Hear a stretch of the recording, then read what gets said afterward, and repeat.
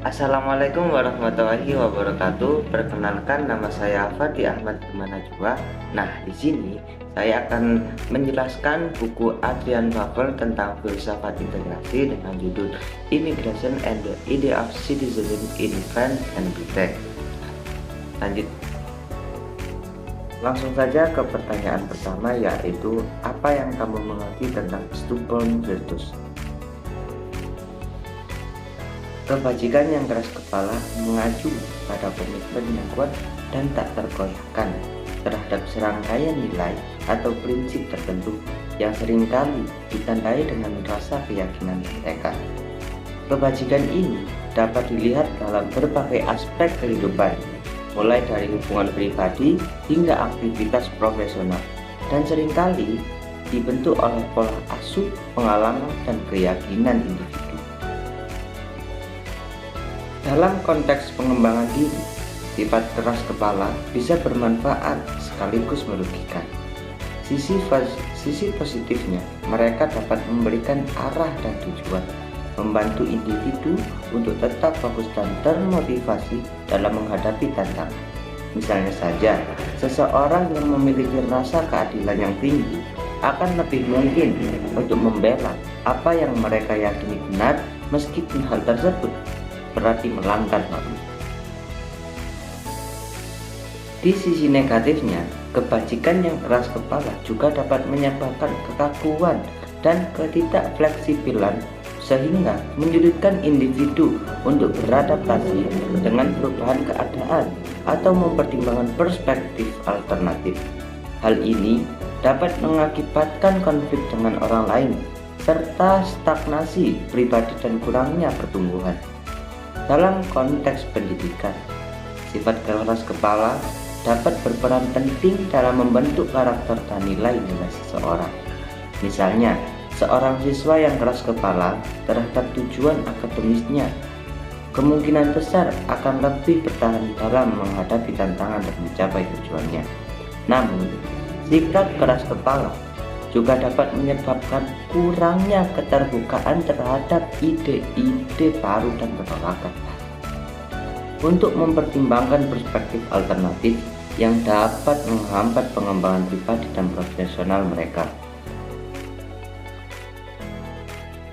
Kesimpulannya, sifat keras kepala adalah aspek kompleks dari sifat manusia yang dapat berdampak positif dan negatif pada kehidupan seseorang. Meskipun hal-hal tersebut dapat memberikan arah dan tujuan, hal tersebut juga dapat menyebabkan kekakuan dan ketidakfleksibilan.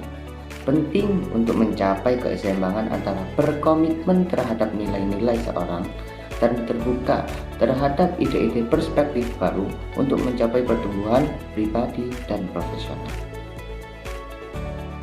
Pertanyaan kedua yaitu situasi apa yang terjadi dalam Republik Perancis dalam buku Adrian Pavel.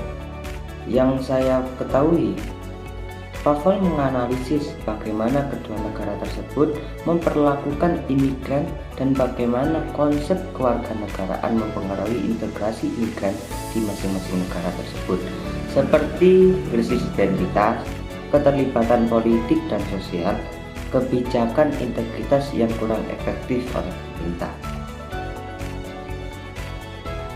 Pertanyaan ketiga yaitu jelaskan filsafat integrasi yang ada di Prancis sebagai bentuk penerimaan para imigran. Filsafat integrasi yang ada di Prancis sebagai bentuk penerimaan para imigran dapat dilihat dalam beberapa aspek. Yang pertama, Prancis memiliki sejarah imigrasi yang panjang, namun hingga saat ini masih menghadapi masalah dalam mengintegrasikan imigran ke dalam masyarakat. Kegagalan modal integrasi yang dijalankan selama ini tidak sepenuhnya berhasil dalam mengintegrasikan imigran dan gagal mewujudkan kesetaraan bagi seluruh warga negara. Diskriminasi terhadap imigran untuk memperoleh tempat tinggal bersubsidi dan adanya hambatan bagi imigran untuk memperoleh jaminan kesehatan dan kesejahteraan sosial masih terjadi. Yang kedua, Prancis memiliki prinsip republikanisme yang melahirkan prinsip laicite, yaitu wewenang gereja dari negara yang menjadi fondasi kenegaraan Prancis hingga hari ini.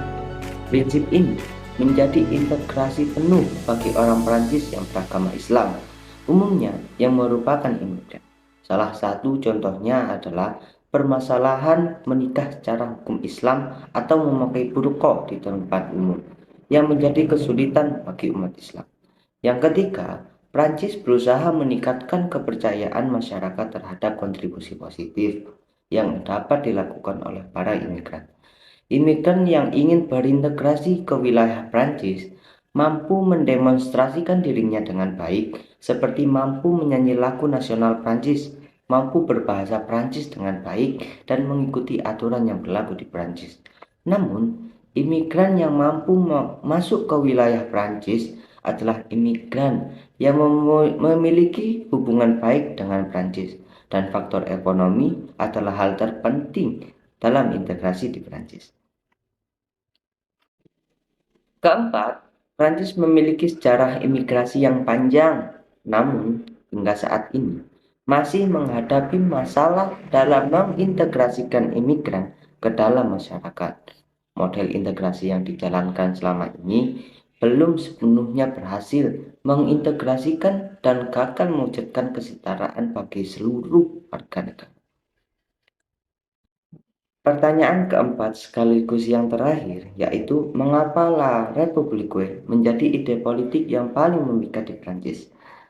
Menurut saya, La République menjadi ide politik yang paling memikat di Prancis karena konstitusi Prancis yang menjamin kebebasan untuk menyalurkan aspirasi politik masyarakat secara penuh. Konstitusi Prancis juga mengatur bahwa partai politik harus memberikan kontribusi dalam ekspresi hak pilih dan harus berdiri sendiri serta melakukan aktivitas dengan bebas serta mematuhi prinsip kedaulatan dan demokrasi nasional. Prancis juga memiliki sistem multipartai yang memungkinkan setiap partai dapat berkontribusi aktif dalam politik Prancis sehingga tidak ada satu partai yang menguasai seluruh kursi di parlemen. Mungkin itu saja penjelasan buku Adrian Favell yang berjudul Immigration, lali